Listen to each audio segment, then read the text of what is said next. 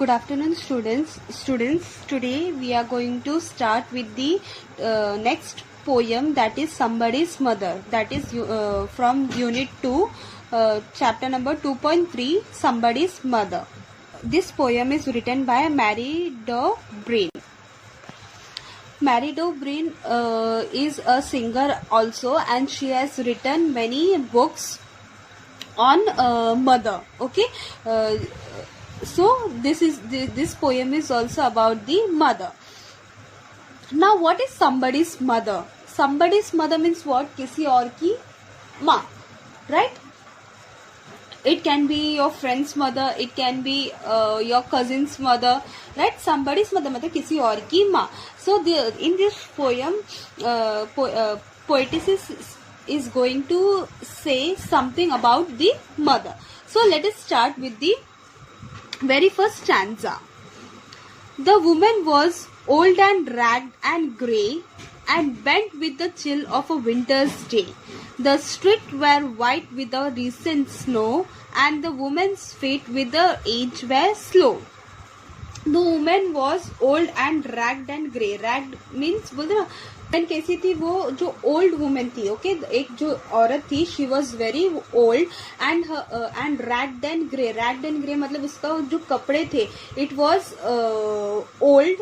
Okay, and it was fully tone, मतलब ना जो गरीब कैसे रहते हैं वैसे पूरा उसका कपड़ा टूटा फूटा था. एंड ग्रे, ग्रे मीन्स एकदम पेल लुक था, उसका लुक कैसा था, एकदम pale. And bent with the chill of a winter's day, मतलब और वो कैसी थी, पूरी झुकी हुई थी. Why? Because of the winter. Even in winter season we also बोलते ना, बूढ़े लोग का कैसा, उन लोग का हड्डी उतना स्ट्रांग नहीं होता है, तो दैट्स वाई व्हाट हैपेंस, वो झुक जाते हैं because of the cold. The street were white with a recent snow and the woman fit with age were slow. तो उधर का जो स्ट्रीट था, what it was fully covered with the snow, white snow, and even if you have seen, you can't walk in the snow. तो जब आप snow पे चलते हो तो you feel you are walking very slow. तो ये एज में भी कम थी. She was very old and that's why she was unable to walk properly in the snow. Even if we are also walking, we are also unable to walk properly in that snow. और ये तो बूढ़ी थी फिर भी, so that's why she was unable to walk properly in that snow. Hope you have understood the first stanza. Now moving on towards the second stanza. At the crowded crossing, she waited long, jostled aside by the careless throng of women being who passed her by, unheeding the glance of her anxious eye. So here in the second stanza, at the crowded crossing she waited long, jostled aside by the careless throng. मतलब एक जगह था, वहाँ पे बहुत ज्यादा भीड़ थी. Okay, and she was waiting to cross the road, but no one noticed her. Jostle aside by the careless strong मतलब क्या, कि उसको धक्का दे दिया. जॉस्टल मतलब पुश्ड हर असाइड. ओके, उसको धक्का दे दिया. स्ट्रॉन्ग मीन्स भीड़, बहुत ज्यादा भीड़ था. Okay, careless strong of women being who passed her by, unheeding the glance of her anxious eye. जो भी उसके आसपास से लोग चलते थे जाते थे, no one were noticing her because she was very poor. Okay, unheeding मतलब बेपरवाह. Okay, उसको नेग्लेक्ट करना. The glance of her anxious eye. Anxious eye मतलब नर्वसनेस. ओके, इनर आई या फिर चिंतित. ओके, वो बहुत ज्यादा चिंतित थी, लेकिन उसको कोई उसको देख के भी अनदेखे करके जाते थे. So moving towards the third para. Down the street with laughter and shout, glad in the freedom of school let out, came happy boys like a flock of sheep, hailing the snow filled white and deep. Past the woman so old and grey, hastened the children on their way. Now here, down the street with the laughter and shout, glad in the freedom of school let out. Means here, वहाँ पे एक बाजू में एक school था. Okay, वहाँ से जब आपको पता है, आप लोगों को भी, when you get move out from this school, right? जब आपका स्कूल छूटने का टाइम होता है तो you all get very excited to go to your home, and बोलते ना कंधे पे कंधे हाथ डाल के you move on with giggling and laughing with your friends. तो सेम वैसे ही दूसरे वाले स्ट्रीट के. Okay, now this is part from the दूसरा साइड का स्ट्रीट का. ओके, तो वहां से एकदम हंसते खेलते बच्चे आ रहे थे. Okay, came happy boys like a flock of sheep hailing the snow peeled white and deep. मतलब जैसे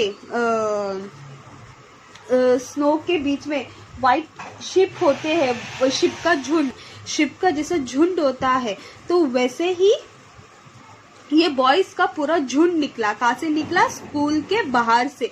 ओके, एकदम हंसते खिलते हुए उन लोग बाहर निकल गए. Hailing the ship piled white and deep, pass the women so old and grey, hasten the children on their way. तो एक तरफ से वो वुमेन आ रही थी और दूसरी तरफ से यहाँ पे एकदम खिलखिलाते हुए बच्चे आ रहे थे. तो हैस्टेन मतलब एकदम फास्ट. ओके, एकदम फास्ट, एकदम हलते बोलते ना, एकदम झुंड में कैसे एकदम शिप आते हैं, तो वैसे ये झुंड में बच्चे आ रहे थे. Hope you understood the third paragraph. Now moving on towards the fourth para. None offered a helping hand to her, so weak and timid, afraid to steer,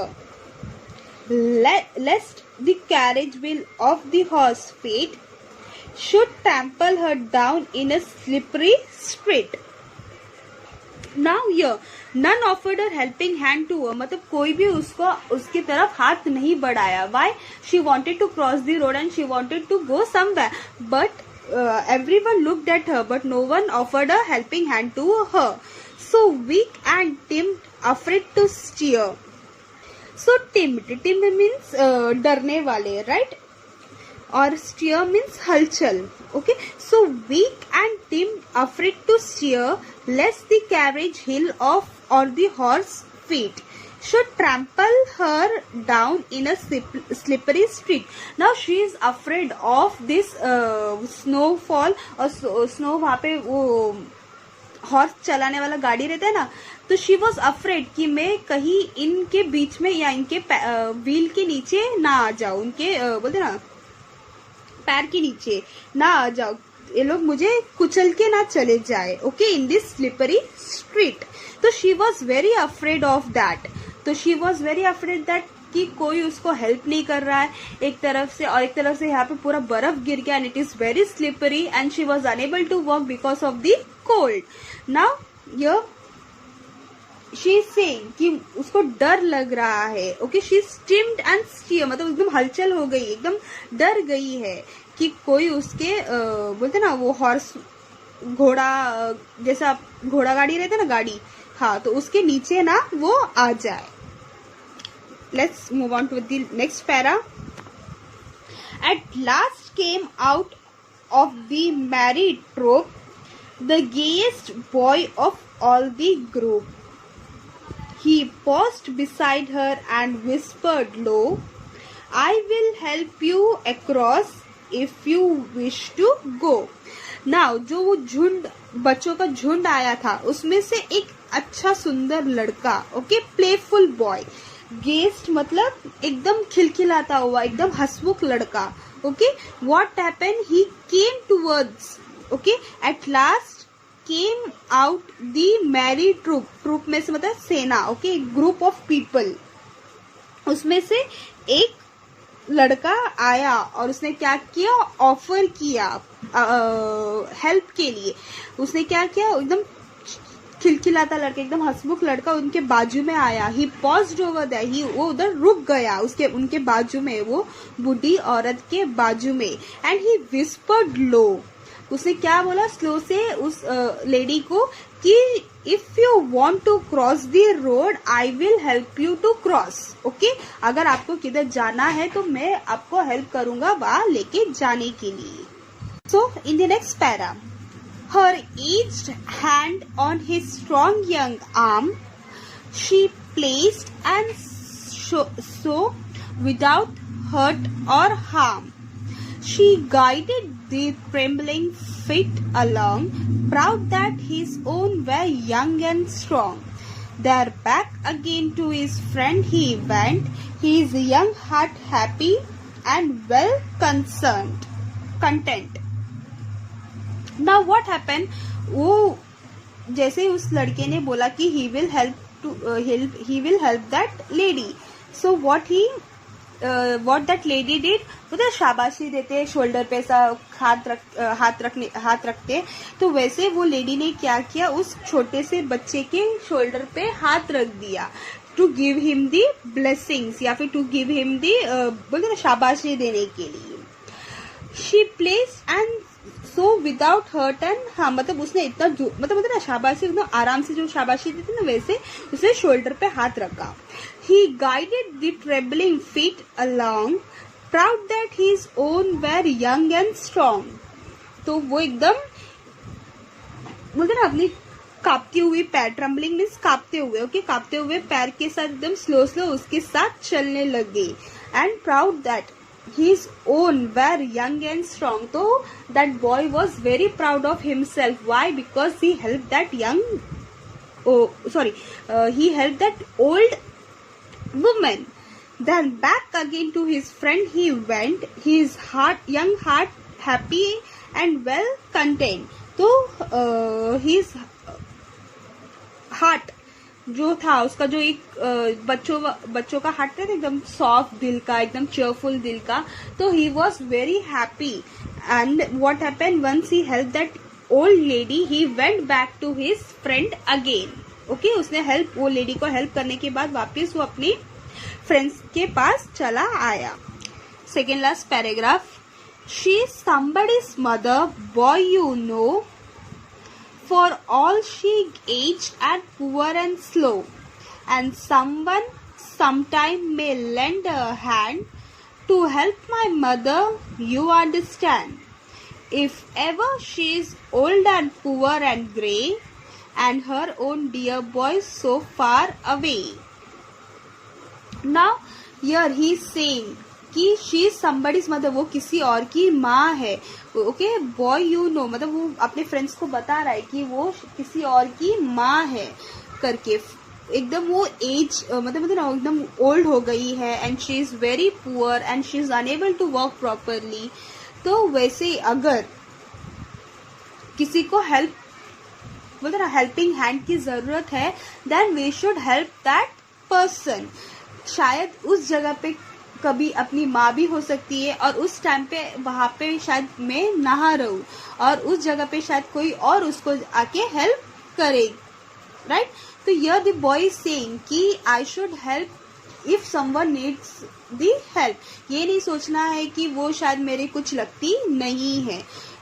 आज शायद उस लेडी की जगह पे कोई और शायद उसकी मम्मी हो, और शायद वो ये लड़का उधर हेल्प करने ना हो, लेकिन इस लड़के की जगह पे शायद कोई और लड़का उनको हेल्प करे.